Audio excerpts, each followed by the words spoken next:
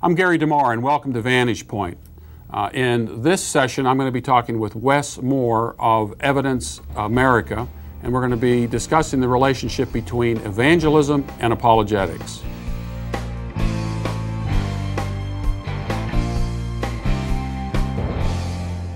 Vantage Point is brought to you by American Vision.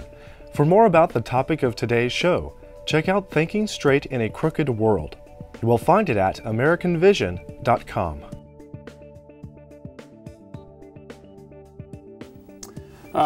Wes, we had a brief discussion at our Worldview Conference this year, and we just really introduced what Evidence America is all about.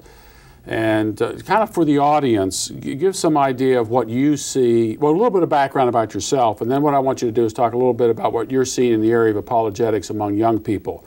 Because a lot of the reports that we hear from groups, Gallup and other groups, is that young people are leaving the faith. They get to college, they encounter skeptical professors and so forth. They just, they don't go to church anymore and so forth. So a little bit about your background and talk a little bit about what trends you're seeing in the church today with young people. Well, I'm the founder of a ministry called Evidence America, and we're devoted to apologetics and evangelism training. I have pastored two small churches in Virginia. I now live in North Carolina. And over the years, as I evangelized the lost, I started to recognize that the questions that I would get from them, I wouldn't get the answers to those questions on Sunday morning. So over the years, I had to kind of develop my own answers, go out and find those answers.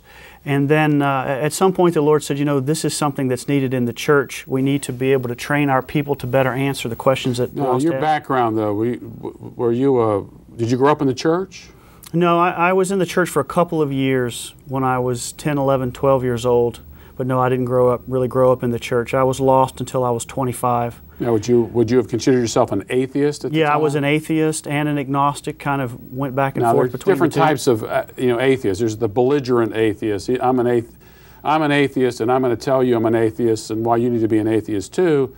Or a lot of people are atheists today. They'll say, "Yeah, I'm an atheist," and move on. So what variety were you? I was sort of in the middle. I was, I often say that the person that thinks most about God other than the Christian is the atheist, because he's constantly wrestling with God in his own heart and his own mind.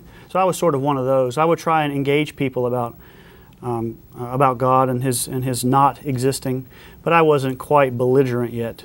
So I was kind of in the middle, a little bit in the middle. Did you encounter Christians who had pretty good arguments that made you think? Did you run into Christians that just weren't very good at presenting the gospel? That was one of the things I found. I was a member down at Coral Ridge Presbyterian Church when I became a Christian in 1973. Ended up moving down to Fort Lauderdale and ended up at Coral Ridge Presbyterian Church. Got involved in the Evangelism Explosion program. Of course, they taught you really how to present the gospel in any circumstance. What kind of approach did you get from other Christians at the time? Did you run into other Christians at the time? Well, the interesting thing is I didn't.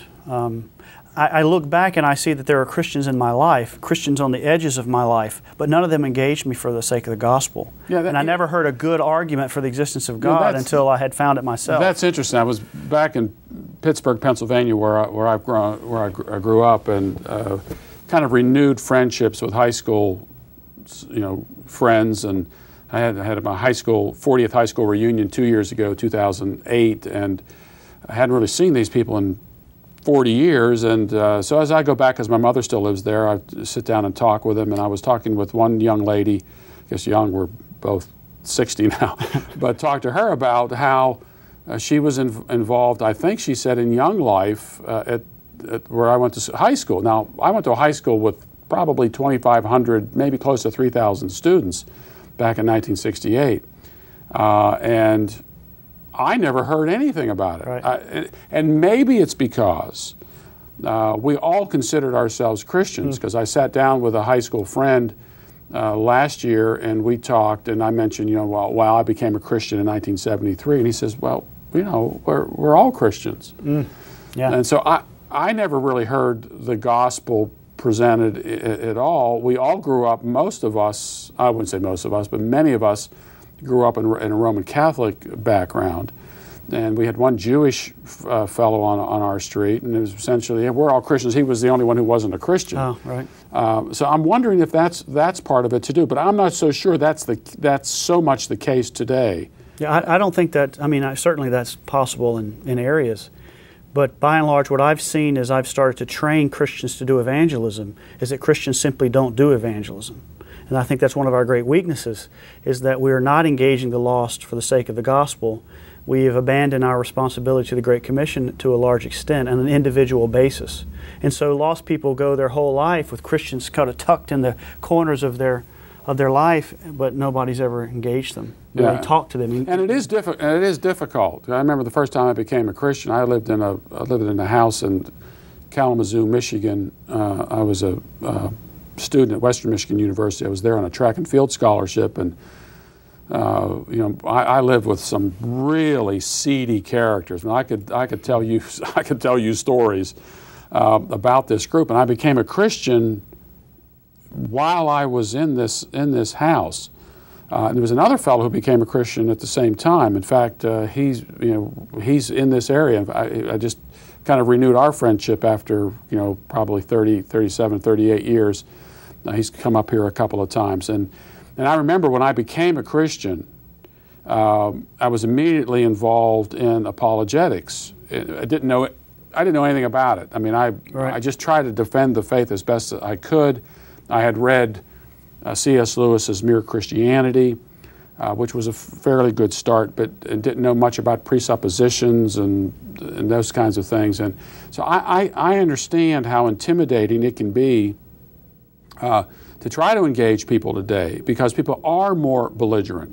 At the same time, when I was in seminary in Jackson, Mississippi, we did the EE program, and we went into the various neighborhoods, and the majority of people we encountered knew the answers to the questions of the EE program. The EE program states, if you were to die tonight, you know for sure you would go to heaven. Right. And then after you get an answer, and if you were to die tonight and you stood before God and God asked you, why should I let you into my heaven, what would you say? And we remember running into one particular couple living together in an apartment, not married, knew the answers to the questions. Right. And so my point in all this is there isn't a simple formula in dealing with people in terms of evangelism and apologetics. And those two things go together. Right, absolutely. So we're trying to train people instead of approaching evangelism as more of a confrontation and a stranger type situation, to befriend the lost in their sphere of influence, where they already work, live, play, and learn. Befriending them does several things for you. It helps to bring down the barriers. Number one, they trust you, they know you, right? And then they will also share with you the things that are really on their mind. So you've got to find out what is hanging up that person. And that's one of the weaknesses of a quick engagement, is you really can't find out what is going on in that person's head, what's keeping them from believing. So we try and train them to befriend them, understand their issues and objections over time, give answers to those, which is the apologetics, and then present the gospel. And so that's what we're trying to do, and we think that helps the average Christian do it, because most folks, when they think of evangelism, they think of more of a confrontation. Right. And not everybody can do that. There are lots of people, I mean, I didn't need a confrontation evangelistic approach when God finally grabbed me by the scruff of the neck. That wasn't an issue with me. Right. I had grown up Roman Catholic. I believed in God. I believed in God's commandments, and so my life was just a total mess at the time. So I didn't need the intellectual arguments. Right. Yeah. And so there are lots of people out there, and where that's the case. I think there's so much attention today placed upon the intellectual side of the argumentation because of people like Dawkins and Sam Harris and Christopher Hitchens and Daniel Dennett. They've made the debate much more belligerent in that regard. And so I understand where you're coming from. You oftentimes meet people and that's when we did the EE program down at Coral Ridge. We would go to on the beach. Right. A lot of young people there. Right. And these people were all over the place. Oh, that's and it right. was amazing though to see how receptive they were. And right. I remember one woman. She was probably in her 40s or 50s. I remember her name was Grace, and we presented the gospel to her, and her life was in shambles. Mm-hmm. There wasn't the need for this apologetic. She was just God had prepared her at that particular time, and for years after that, I would get a little note from her, and I think she ended up going to Coral Ridge Presbyterian Church after that. Well, that's one of the things that we teach people is you don't make an issue if there is no issue. That's why you get involved in their life and you talk to them and you find out where they are, what they believe, so that you don't go and make issues out of Genesis or the existence of God if they're not issues. Sure. We try and teach people that there are at least 3 stages that people go through, categories they can be in their walk. They can be gospel hardened. That's your atheist, your skeptic, your agnostic. You're really hard nut to crack, right? Then you've got the gospel open. This is a person who's willing to talk to you. They'll engage you. They're not going to make any kind of decision, but they're willing to engage you and listen to you and kind of hear you out. And then there's the gospel ready. The gospel ready is someone who's walked down that path already. They've got their questions answered. Somehow or another, they've figured out some things. They've learned about Christianity and the Bible, and all they need is the gospel. And when they get the gospel, they receive it. They're the fruit that's ready to be pulled off right away. And so in John 4:38, Jesus said, I'm sending you to reap where you have bestowed no labor. Others have done the hard work, and you are entering into their labors, benefiting from their labor. And so what we try and say to people is today is not a time of widespread reaping. It's a time of doing that hard work that prepares my children, my grandchildren for widespread reaping. That doesn't mean that God's not saving people. It simply means that according to Jesus' teaching, we have to get in and do the hard work. And I think some of the hard work has to do with apologetics and helping people see the validity in their mind of the Bible. Again, I think that you find that you go out and you speak to somebody about the gospel, and when you sit and you talk to them after a period of time, says, I just saw all these things coming together. That's what happened to me. Yeah. I ran into a friend in the University of Pittsburgh area in a bar. Hadn't seen him in years. He lived in Ann Arbor, Michigan. Ran into another friend who was working in Ann Arbor, Michigan. I was going to Ann Arbor, Michigan because of I had an indoor track meet I was going to. Met them there.